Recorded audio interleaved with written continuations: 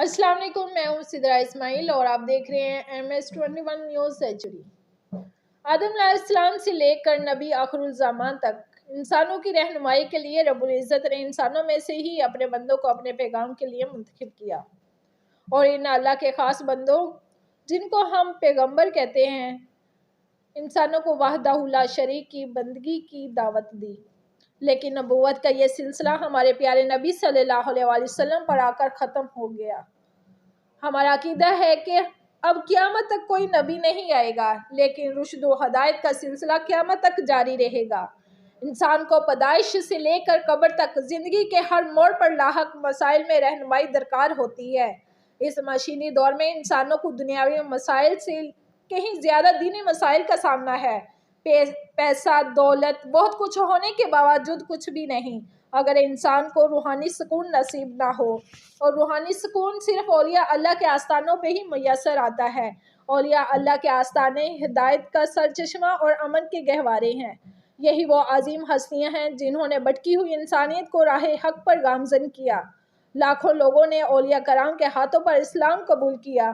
اسی دست فیض کی برکات سے آج بھی لوگ شہد کی مکھیوں کی طرح ان آستانوں پر دیوانہ وار چلے آتے ہیں اور ہدایت کے ان چشموں سے سیریاب ہوتے ہیں۔ ایک ایسا ہی بے نظیر چشمہ دربار عالیہ جلالیہ سرخ پوش بخاری مدینہ السادات اوچھ شریف ضلع بہاولپور میں ٹھاٹھے مار رہا ہے، جہاں ولی مورث اعلیٰ برصغیر پاک و ہند حضرت سید سخی شیر شاہ سید جلال الدین سرخ پوش کے سالانہ عرس مبارک کی اختتامی تقریب سے مخدوم سید ساجد اون نقوی بخاری نے زائرین سے خطاب کرتے ہوئے کہا کہ ہمارے آباء و اجداد نے نسب سادات کے لیے گراں قدر خدمات سر انجام دی۔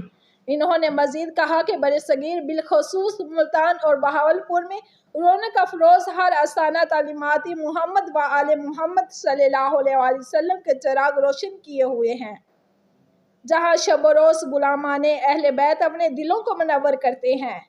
ہمارے نمائندے سید مظہر عباس نقوی کی رپورٹ کے مطابق حضرت سید سخی شیر شاہ سید جلال الدین بخاری 1192 عیسوی میں اس دنیا فانی میں تشریف لائے اور 1291 عیسوی میں اپنے خالق حقیقی سے جا ملے۔ آپ سلسلہ سہروردیہ کے ایک مشہور صوفی بزرگ ہیں۔